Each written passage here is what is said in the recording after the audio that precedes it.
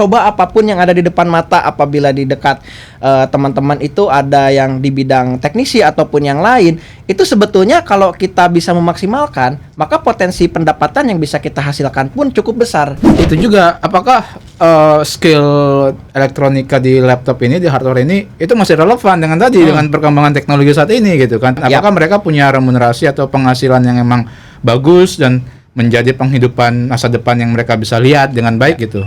Sebetulnya kekurangan dari Informa itu kan nggak ada jaminan ya.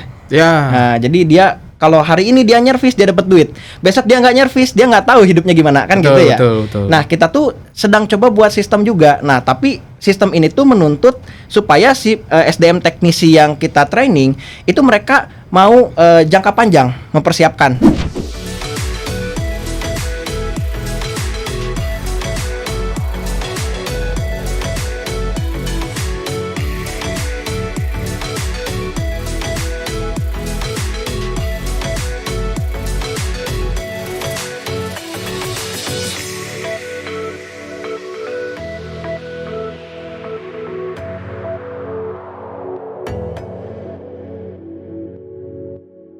Halo rekan Nakar dan sahabat Avanti, kita bertemu lagi di podcast Indonesia Produktif.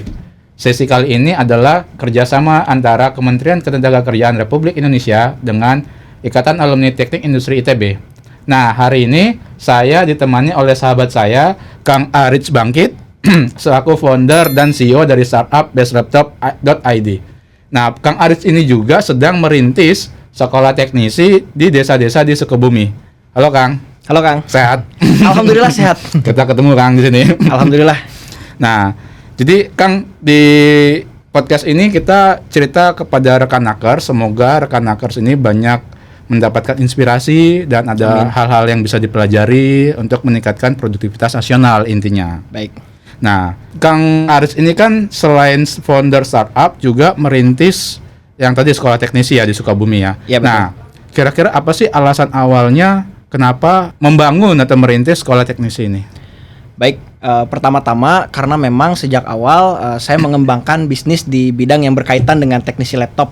Yaitu di 2021 saya mendirikan Best Laptop dengan Best Service, yaitu bisnis one stop solution di dunia perlaptopan, dari mulai jual beli, tukar tambah, service, upgrade, maintenance. Nah, karena sejak 2021 itu kita pertama kali berdiri di Sukabumi, itu cukup mulai dikenal, permintaan dari market semakin besar. Akhirnya kita putuskan untuk ekspansi. Nah, sekarang di 2025 kita ada di 3 kota, di Bandung, Sukabumi, dan Banjarmasin.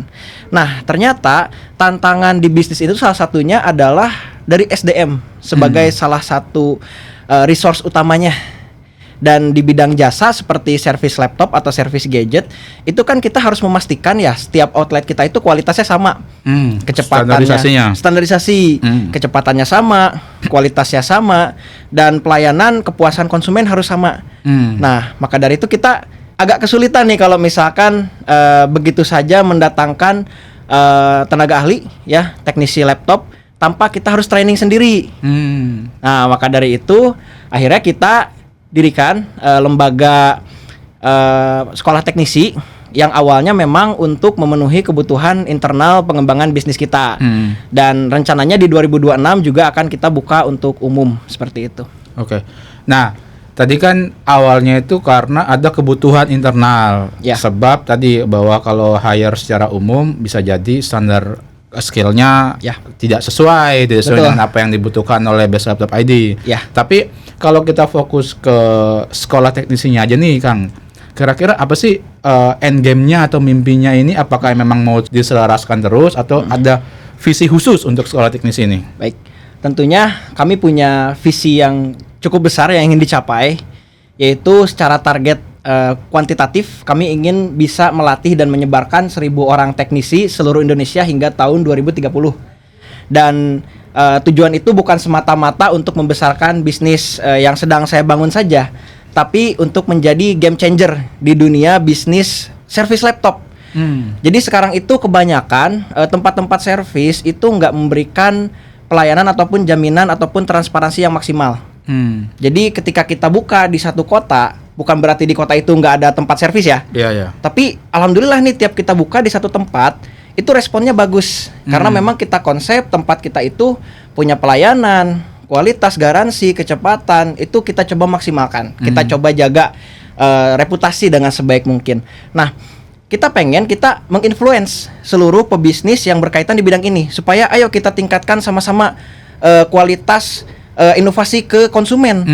Dan game changingnya itu adalah gimana caranya kita itu nanti bukan hanya melatih 1.000 teknisi, tapi kita juga bisa membekali mereka dengan skill-skill tambahan. Contohnya misalkan seperti skill entrepreneurship. Jadi nggak semua dari 1.000 itu akan ditempatkan di outlet kita ya, karena kan belum tentu semuanya pun bisa kita tampung secara keseluruhan.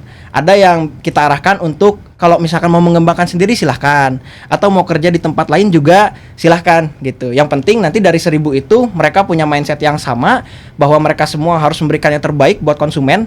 Nggak ada lagi yang namanya mencurangi ya. Kan cukup banyak ya kita dengar nih tempat servis itu yang curang, nuker-nuker part, ngambil part, dibawa kabur. Nah, kita nggak mau lagi kalau bisa. Second dibilang ori gitu kan. Karena saya juga pernah kena. Pasti ya. Iya. Cukup banyak konsumen. Jadi dari awal kita buka itu konsumen tuh kasih feedback ke kita. Mereka kekecewaannya di tempat lain seperti apa, bahkan banyak yang korban dari tempat lain dibawa ke kita gitu kan. Ya cukup miris yang lihat situasi seperti itu. Kalau bisa jangan sampai ada lagi malpraktek lah di dunia bisnis service laptop itu.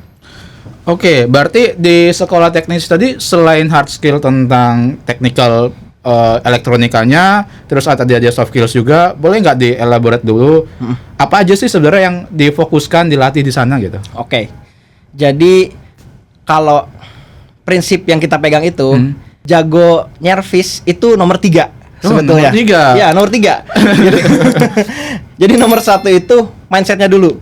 Nah, mindset ini tuh lebih ke jadi kita itu harus memberikan yang terbaik buat konsumen, harus memberikan pelayanan, harus memberikan ramah tamah gitu ya. Dan juga kita percaya bahwa memang yang dibutuhkan oleh konsumen itu bukan hanya sekedar produknya selesai begitu aja, tapi juga mereka menginginkan ketenangan gitu. Jadi mindset utamanya tuh adalah customer oriented. Itu yang nomor 1.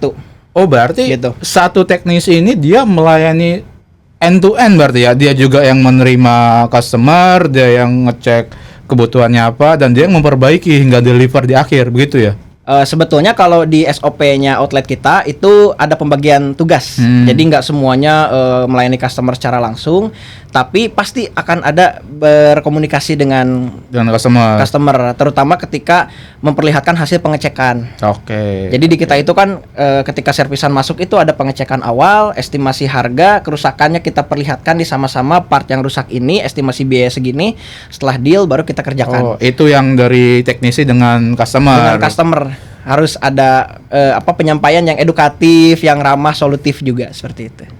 Itu tadi yang pertama. Nah, yang kedua? Yang kedua soft skill. Jadi soft skill itu kan untuk ekstranya ya. Jadi kalau jago nyervis oke lah. Tapi selain tadi mindsetnya udah bagus, kita pun kan harus secara skill komunikasi tadi ya, secara skill komunikasi kita tingkatkan.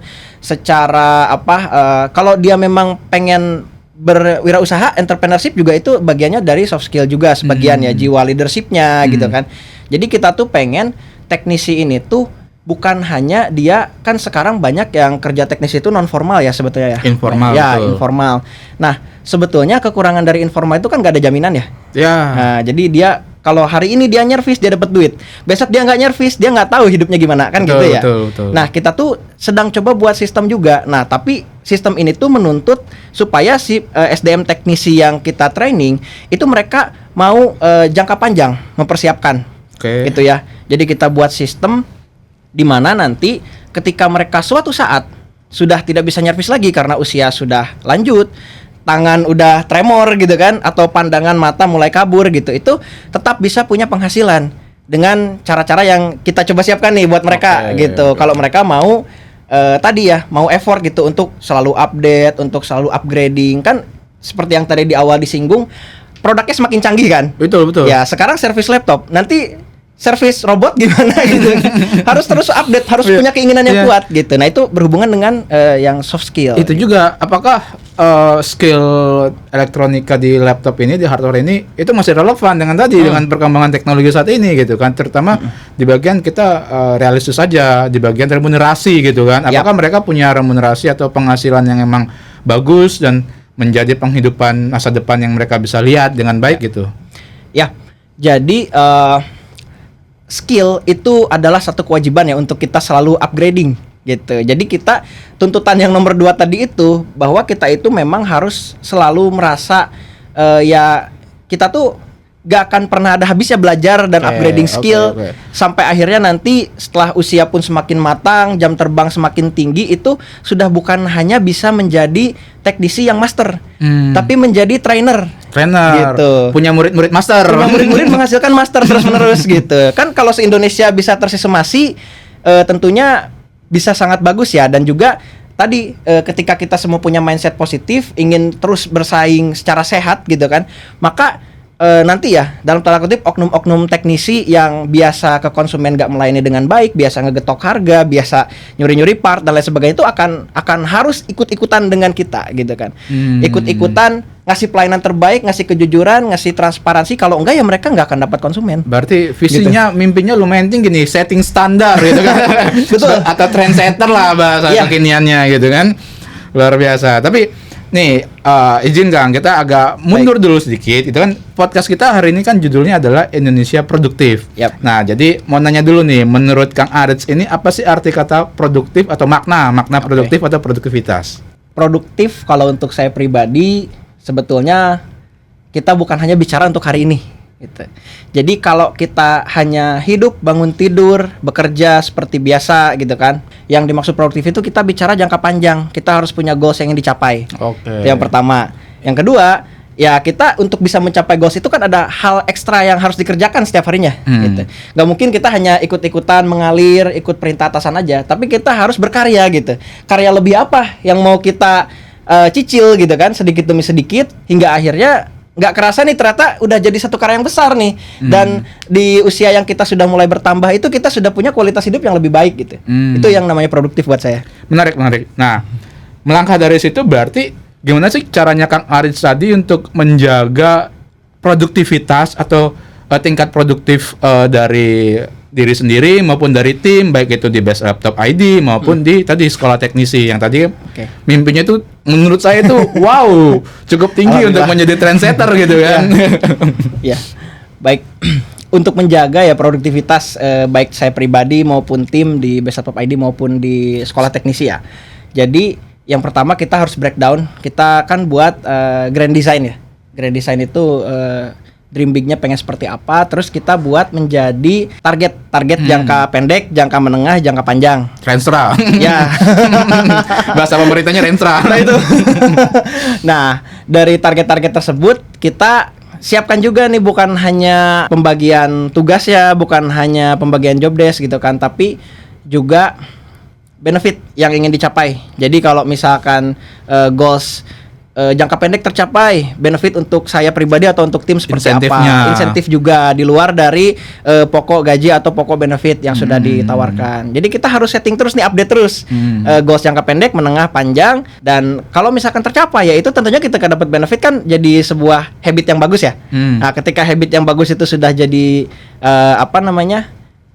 yang menggugah kita, yang meningkatkan semangat kita, maka tentunya produktivitas pun bisa selalu terjaga gitu.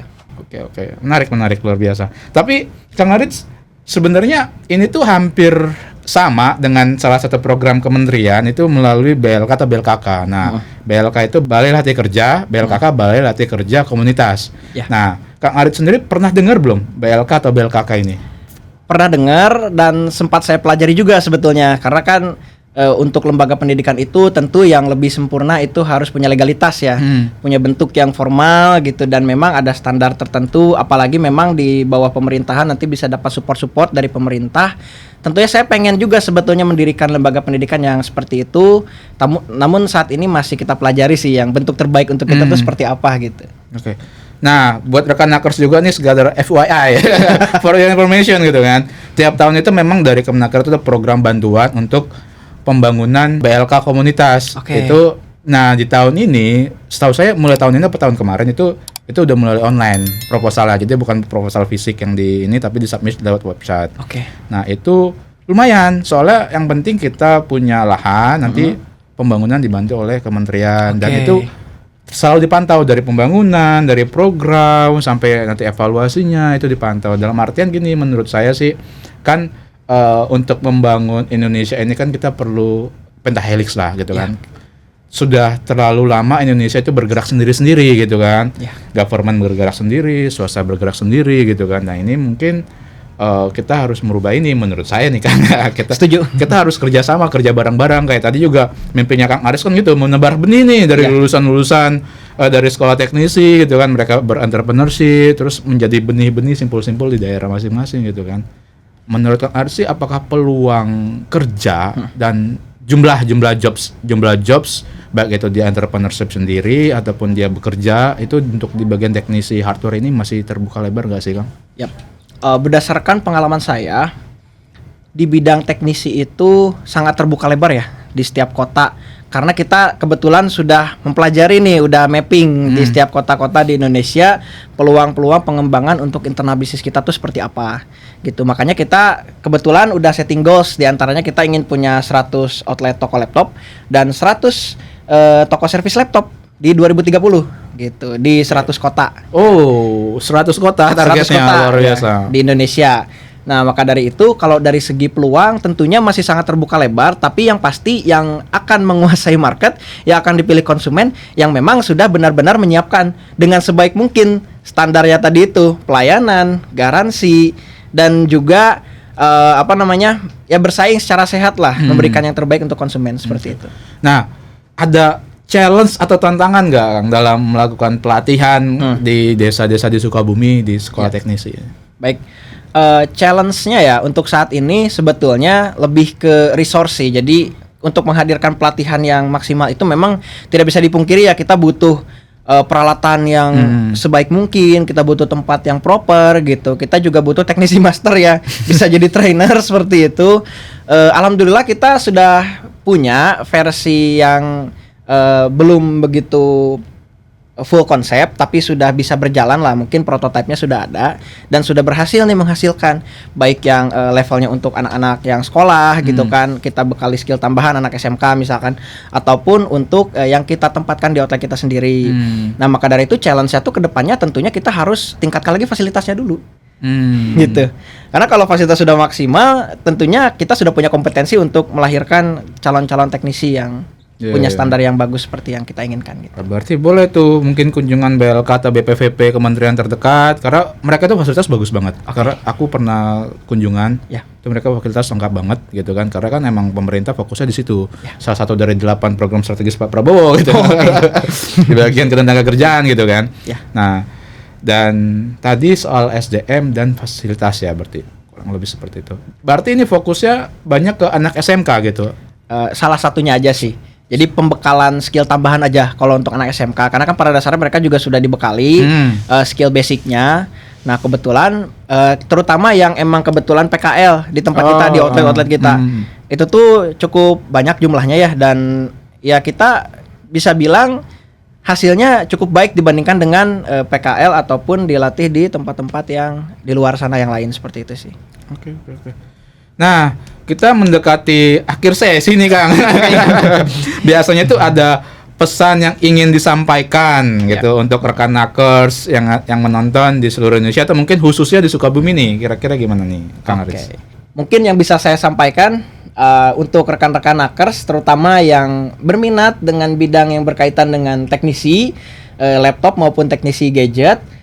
Yang pertama, saat ini cukup banyak yang memandang sebelah mata ya untuk profesi teknisi laptop maupun teknisi gadget. Tapi saya kasih satu fakta menarik, teknisi laptop dan gadget apalagi yang sudah mahir itu bisa dapat penghasilan yang besar. Bahkan bisa sampai double digit ya, bahkan ya lebih gitu. Besarnya itu berapa kali UMR? UMR mana dulu? UMR Jakarta deh. UMR Jakarta 5,5 ya apa? 5,5. Oke, ya bisa lebih dari 2 kali lipatnya. Oke. Ya, karena memang cukup bisa dibilang teknisi laptop itu high level skill ya. Jadi memang dia pendidikannya saat ini belum formal, belum ada gitu ya, ibaratnya universitas melatih teknisi laptop sampai level master tuh belum ada. Oke. Gitu. Memang tadi ya secara pendidikan belum formal, tapi secara demand itu tinggi. Apalagi yang memang selalu update. Maka dari itu jangan putus asa untuk terus melihat gitu, jeli melihat, coba apapun yang ada di depan mata. Apabila di dekat teman-teman itu ada yang di bidang teknisi ataupun yang lain, itu sebetulnya kalau kita bisa memaksimalkan, maka potensi pendapatan yang bisa kita hasilkan pun cukup besar dibanding rata-rata pun bisa gitu. Bahkan ibaratnya gaji UMR itu bukan hal yang besar ya untuk dibandingkan dengan bukan income-nya. hal yang sulit untuk dicapai gitu. Dengan income misalkan seperti seorang teknisi yang master gitu. Maka dari itu tetap semangat dan cobalah kita melihat dari banyak sudut pandang bahwa peluang itu terbuka lebar di depan mata, tidak hanya mengikuti arus seperti itu ya. Jadi bisa banyak sharing, banyak silaturahmi, bahkan ya sekarang ada YouTube nih, bisa nonton kan podcast-podcast kayak gini. Ya, di dunia modern, dunia digital seperti ini, peluang terbuka lebar, tapi peluang itu hanya terbuka bagi orang-orang yang memang ingin membuka pikiran, menjelajahi dunia yang luas seperti itu. Tapi padahal ini udah akhir sesi nih, tapi kita buka diskusi dulu ya. Boleh. Ini menarik tuh. Belum ada pendidikan formalnya. Di Politeknik juga belum ada berarti. Nggak ada yang spesifik nih melatih tuh untuk nyervis gitu kan. Kalau teorinya mah banyak. Teori elektronika nih misalkan, ngukur tegangan, hambatan gitu kan, tuh banyak. Tapi spesifik gimana caranya menghidupkan kembali laptop yang mati itu nggak ada. Jadi spesifik bagaimana orang bisa benar-benar dikasih laptop rusak nyala tuh. Gitu. Gak usah pakai teori, pokoknya nyala yang penting. Oke, menarik. Berarti juga BNSP-nya juga belum ada seharusnya ya. Wah, saya lupa nih, belum pelajari ya. Gak tahu udah ada atau belum.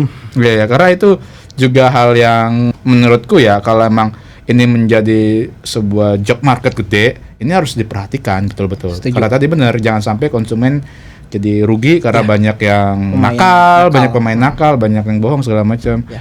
Bicara dari korban. Tapi itu Ya. mungkin di lain sesi ya, Kang. Itu panjang lagi soal pembahasan soal sertifikasi ya. Oke, rekan nakers, terima kasih sudah mendengarkan podcast Indonesia Produktif. Saya Aji dan salam produktif. Salam produktif.